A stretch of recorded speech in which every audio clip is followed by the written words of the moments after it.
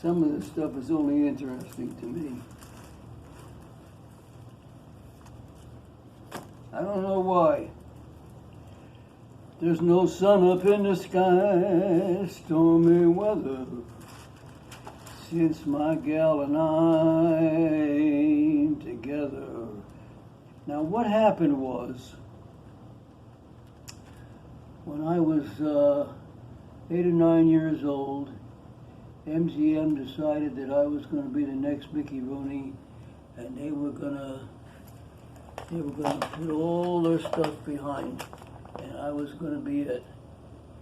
And then my father told all of them that he was my acting teacher, and he would decide this and he would decide that. And he was crazy. He was a paranoid schizophrenic. And he died, and I hate him and I love him. That's a line from In Cold Blood.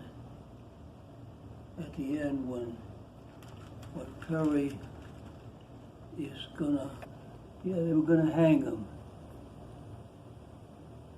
And he said, he's sitting by the window and the tears are coming down. He says, my old man, you know, there was a time once when we almost had it made. He was in a fever about some new project up in Alaska. A hunting lodge for tourists. But more than that, it was going to be something we never had before. It was going to be a real home. And we got it built too. I never worked so hard in all my life. And the day the roof was finished, he danced all over it. And it just broke my heart to see how happy he was and how happy I was.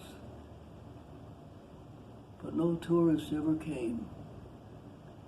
Nobody ever showed up. We just sat there all alone in that big empty failure. I think it happened, I was eating a biscuit. I was eating a biscuit. He started yelling with it. And he started yelling at me and cursing me for the bum that I was. He says that it was all his fault and that I shouldn't be eating that biscuit, and if it wasn't for me, he'd be happy. He was yelling at me so much I couldn't stand it anymore. I jumped up and I grabbed him by the throat, and he got loose and he grabbed the gun, put that rifle right in my face, and he said, take a good look at me, boy, because I'm the last living thing you're ever going to see. And he pulled the trigger. But the gun wasn't even loaded. He couldn't do that right. I went out in the snow and I took a long walk. When I came back, the place was all locked and dark, and all my stuff was piled out there in the snow. I picked it up and I walked away, and I never looked back. I guess the only thing I'm going to miss in this whole world that crazy old man and his helpless dreams. I still hate him, and I still love him. And I guess that's the way it's going to be when I swing.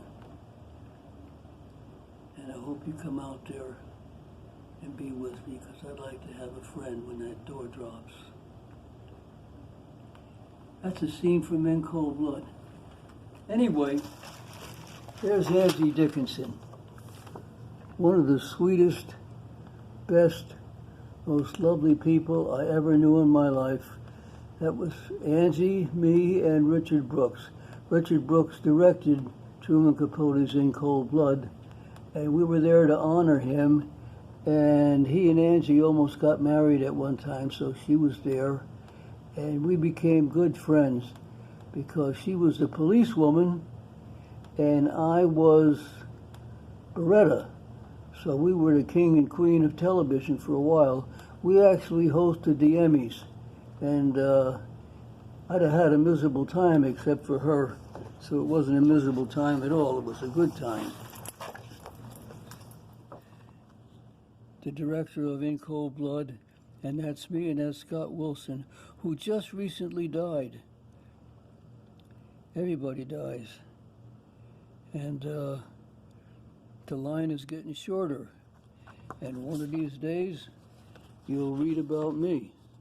And there's Richard Brooks directing me in Cold Blood and Perry Smith's fantasy of working in Las Vegas. Anyway, that's what that is.